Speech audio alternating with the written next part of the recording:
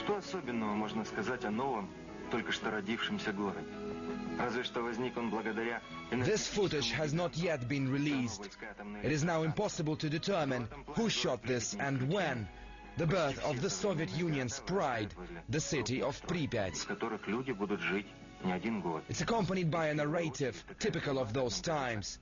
It ends by saying that Pripyat was lucky. Городу Припяти повезло.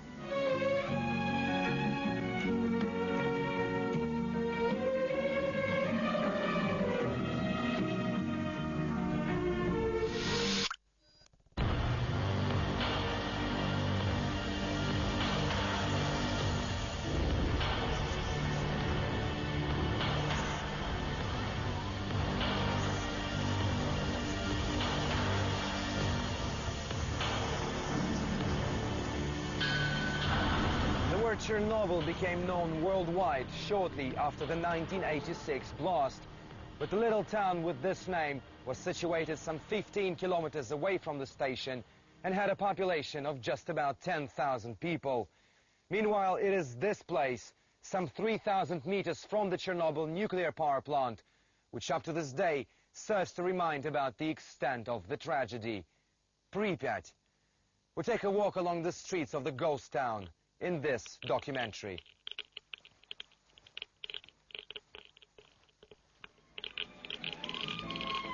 The 1970s.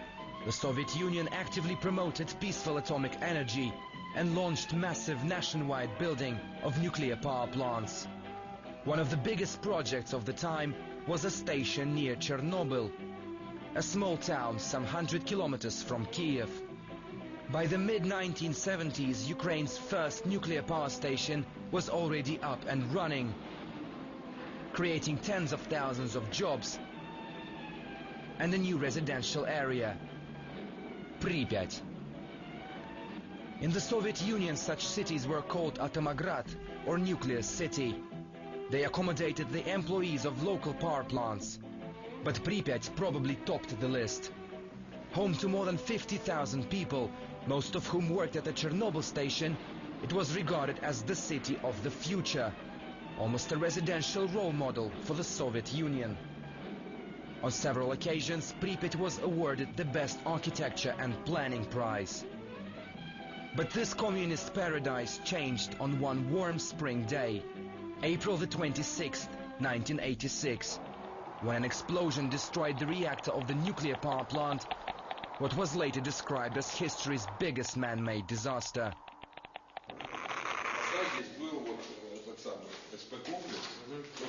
Alexander Esaulov leads us up the stairs to what used to be his office. Back in the 1980s, he worked as the deputy head of the city's executive committee. In a nutshell, he stood next to the mayor. Alexander is the highest-ranking official of Pripyat, still alive. I was involved in city planning. All major projects passed through me. This used to be my office. I don't quite understand, though, who removed all the heaters from here and why, and who broke all of the windows. Do you feel sad about coming here? I was the youngest of all the officials in the region. Of course, those were my best years, and I enjoyed my work very much. It all ended very sadly and suddenly. While the destroyed reactor spread radiation everywhere, Pripyat continued with normal weekend life. Women took their children outdoors, weddings were held, and men fished in the river. For more than a day, the government kept the Chernobyl fallout a secret, not only from residents, but also from the whole country and the rest of the world. As it was explained later, the authorities did not want to cause panic. This Ferris wheel and adjoining theme park have now become Pripyat's most popular landmark. But few actually know that it was meant to be launched on May the 1st, 1986. This was supposed to be a gift for the residents on the Labor Day holiday. Officially, the public had no chance to ride it. But photos published recently on the internet have caused quite a stir. They show people queuing up at the park. Some suggested that the authorities launched the wheel on the day of the blast to take people's minds off what had happened. It's absolute rubbish. We didn't even have a thought about launching the theme park to keep people occupied. People in the town were calm. There was no panic. But what about those pictures? Well, I remember there was a test run of the Ferris wheel, and few actually went on it. But it definitely wasn't working on April the 26th.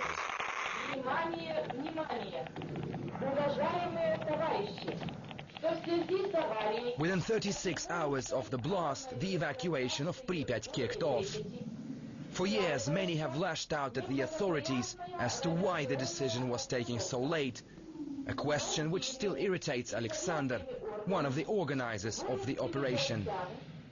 Those who ask the question don't quite understand what it takes to evacuate as many as 50,000 people. You simply can't do it in 1 hour or in 2 hours.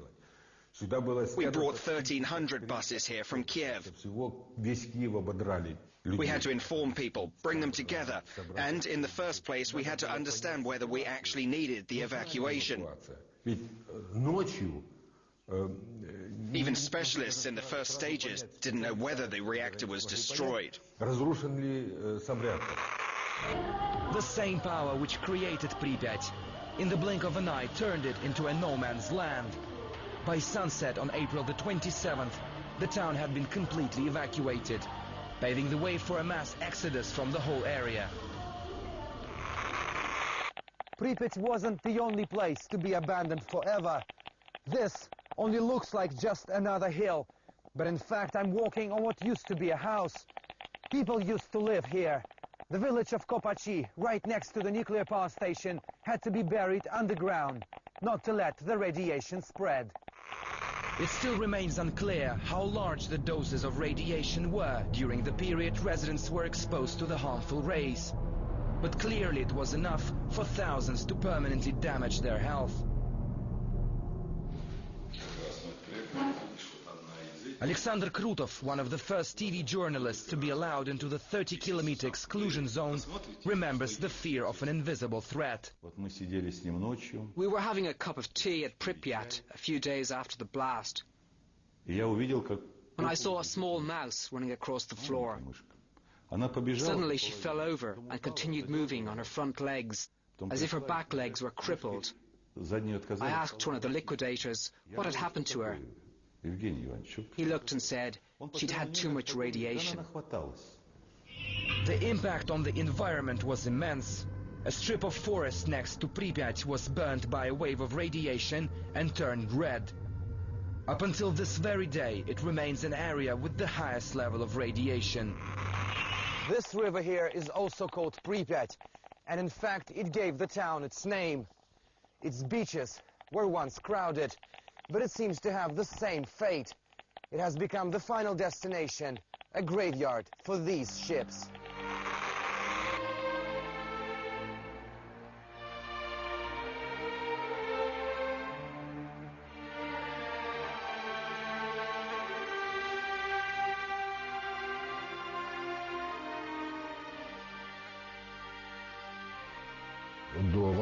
Many swam in the river before the fallout, many young men. The water was very pure. Pyotr Popov was among a huge army of people involved in the cleanup operation, and they were called liquidators. His crew faced a hard task, removing radioactive pieces of graphite from nearby rivers and cooling ponds. An unprecedented job in world history, as divers didn't have the training to work in such conditions. Our gear didn't protect us. It had a woolen inside. So no matter how hard you washed it, the radiation remained. The same story with our equipment. Divers don't care how they descend. But the conditions were hard. We all got a strong dose in the end. Residents of Pripyat managed to escape death, and for them it was better late than never. Many agree that the evacuation itself went very smoothly and quickly. More than 50,000 were put on buses and taken out within just several hours. Maybe it happened so quickly because the authorities had explained that it was just a temporary move.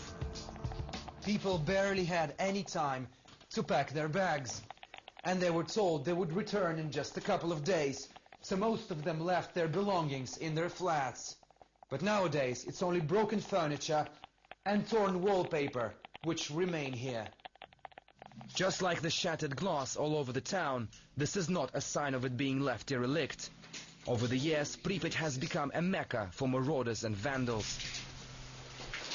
This footage was recorded with a hidden camera a short while ago. Unidentified men are loading trucks with heating radiators. The town was left full of them. One cost just $10 on the black market. Tens of thousands have been taken out of Pripyat since it was evacuated.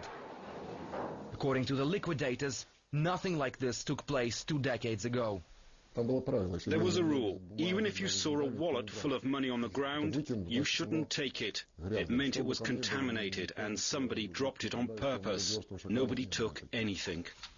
But those people who are selling on the dirty catch are hardly worrying about bits of steel, which could still be dangerous.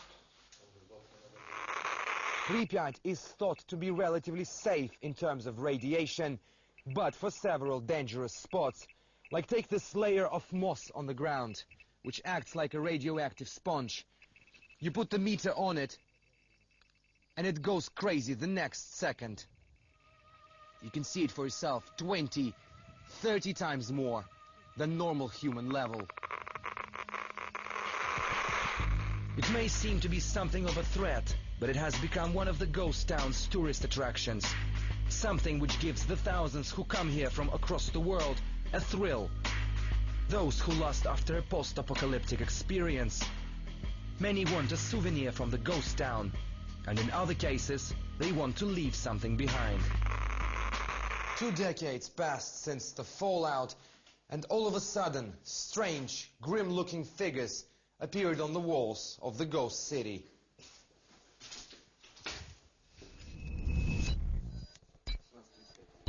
Kostya Danilov was among a multinational team of graffiti artists from Russia, Belarus and Germany who visited Pripyat in 2005 on a special mission. On our way there, we thought we would draw our own concepts, something we usually draw in our cities. But when we went there and saw Pripyat, we changed our minds. I usually draw colorful, happy things, but the atmosphere changed my plans. This shadowy figure of a girl in Pripyat's tallest apartment building was his first work. For the first couple of hours, I felt lost in the dead streets. I went into houses, deserted flats. I saw the elevator shaft and suddenly pictured this little girl pushing the button. I didn't think we were doing something bad. We went there and breathed a little bit of life into that dead city. Kostya didn't know at the time that it was his first and last trip to the zone, as his team is now banned from entering it. What he saw as a noble cause, even though met thumbs up from many of his generation, did not find much appreciation from those who lived there. Do people draw pictures on tombstones? Do people steal iron crosses from graveyards? It is meant to be a memory. And I would say it's blasphemous to do something like this. A genuine depiction of an apocalypse. This is what the public sees Pripyat as now. But nevertheless, this dead town lives on, with its own way of life.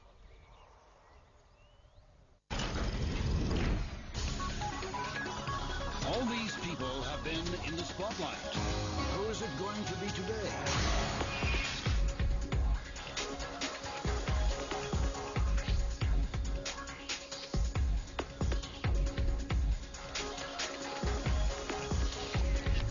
Daily, every 4 hours. Spotlight.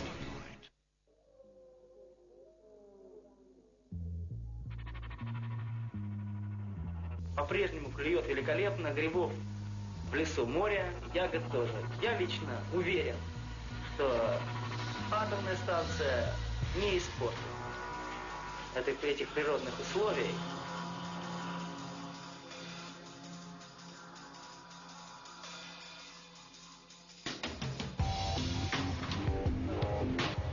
Two decades after the forced exodus, the ghost town of Pripyat should be a depressing sight for those who used to live there.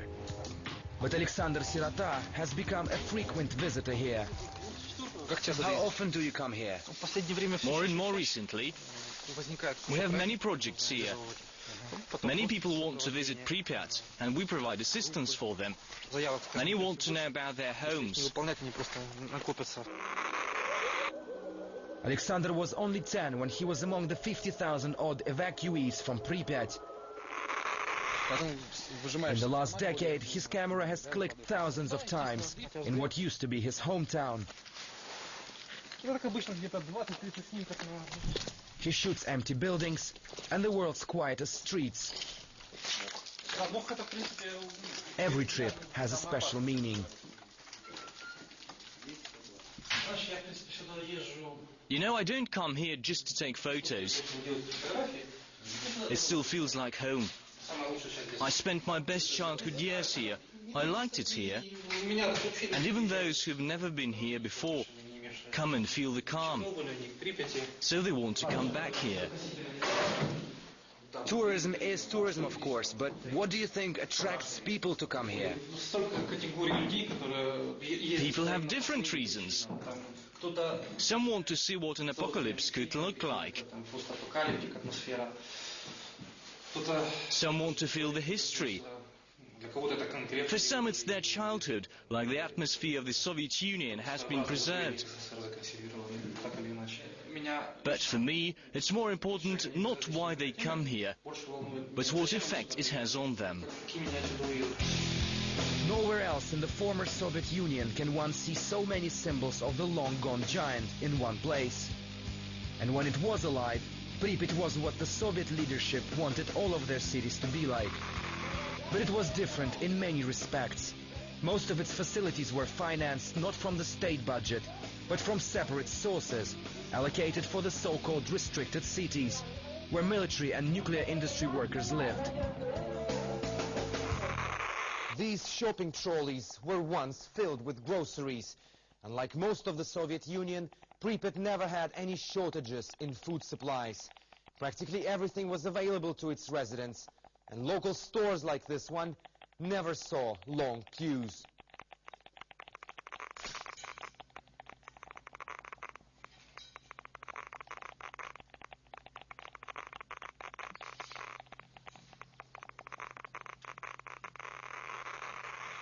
The only place which was crowded, though, was this liquor store. Locals jokingly dubbed it as a mausoleum, probably meaning that there were as many men here as at Moscow's Red Square. The nationwide anti-alcohol campaign of the 1980s was barely felt in Pripyat.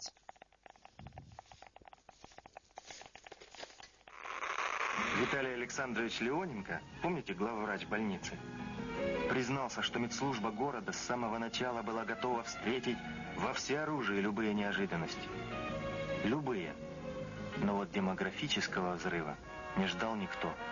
Строители города это застало врасплох. The birth rate in Pripyat was higher than all of Ukraine. If I remember correctly, the Republic's average coefficient was 17 per 1,000. And we had more than 20. Pripyat was a young city with an average age of 26. People were given homes, and there was a great demand for a workforce in Chernobyl. So everyone worked and liked it there. Vitaly Leonenko ran Pripyat's hospital, one of the most advanced in the country at the time. Vitaly insists that Pripyat's level of medicine was so high that they managed to save the lives of many affected by radiation just hours after the blast. Our health care wasn't financed from the state health care budget. There was a special financing plan for cities like Pripyat. So we had the most advanced equipment. Our maternity homes even had video phones. A man could come and see his baby on a video phone.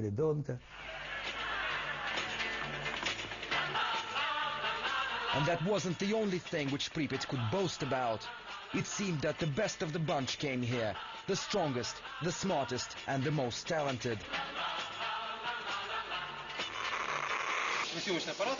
Alexander took us on the stage of what used to be a local theater.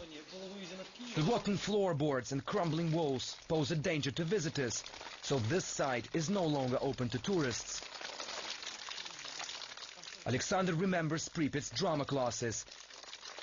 It seemed that half of the town was involved in cultural life.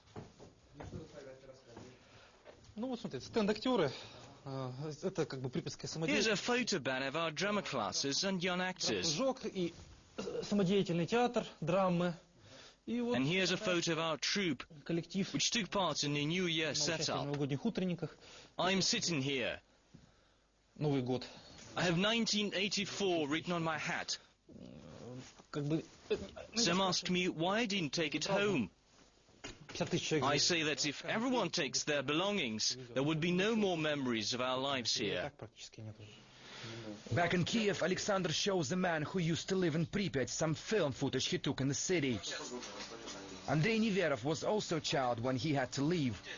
After 20 years, it appears to be hard to remember what his once humble abode looked like. What's this room? I don't remember. Oh, it's our children's room. Here's my sister's room. Here's the bathroom. Though I don't really remember what was in it, but I do remember the sofa in the living room. We bought it just a couple of days before the fallout. Alexander has become almost a Pripyat junkie, sharing the same views of the ghost town with other former residents. 8 years ago, he was involved with the launch of a dedicated website, Pripyat.com. Its popularity has grown rapidly over the years, especially after an address book project was created. A virtual Pripyat was created on the internet, so people could leave their contact details in the hope of finding other former residents. It's everyone's dream from Pripyat. After the fallout, fate spread us all across the world, and it became a big problem finding each other. Problem which hasn't been solved. It's an attempt to connect people who live in the US, France, Russia, Ukraine, Peru, and elsewhere. Let friends and relatives find each other. And even if one person finds another, we know we've done a good thing. But the Pripyat.com project is not alone. Organizations like Zemlyaki or Countrymen also unite former residents of the exclusion zone. Most of them have financial difficulties and have to rely on sporadic donations, but they still manage to offer help to the thousands who suffered from the Chernobyl aftermath. Our initial task was to find relatives, friends and close people who lost each other after the evacuation.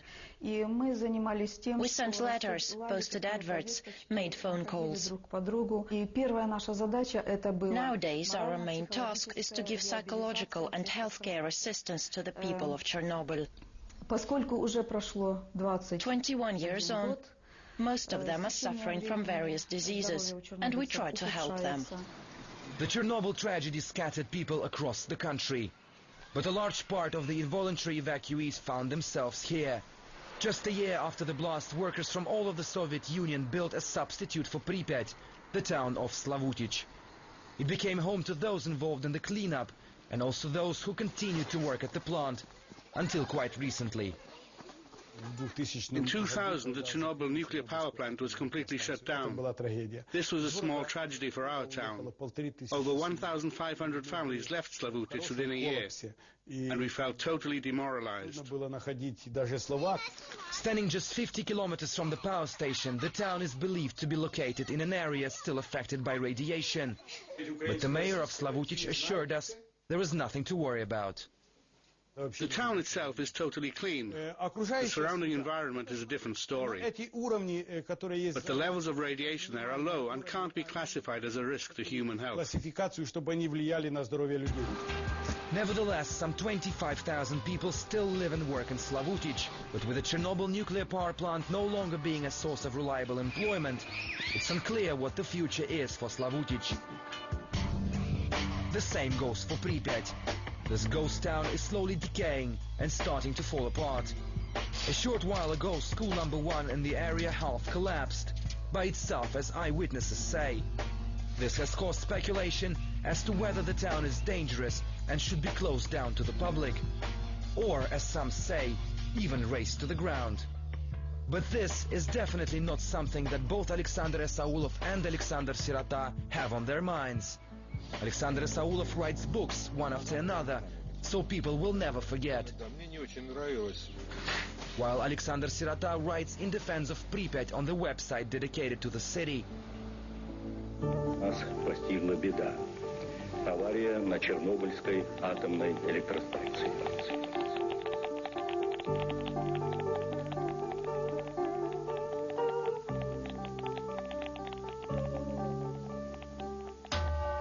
Those who in the 1980s called this nuclear city their home believe that it must remain intact for as long as possible, at least as a monument to make the world realize the high price of human error.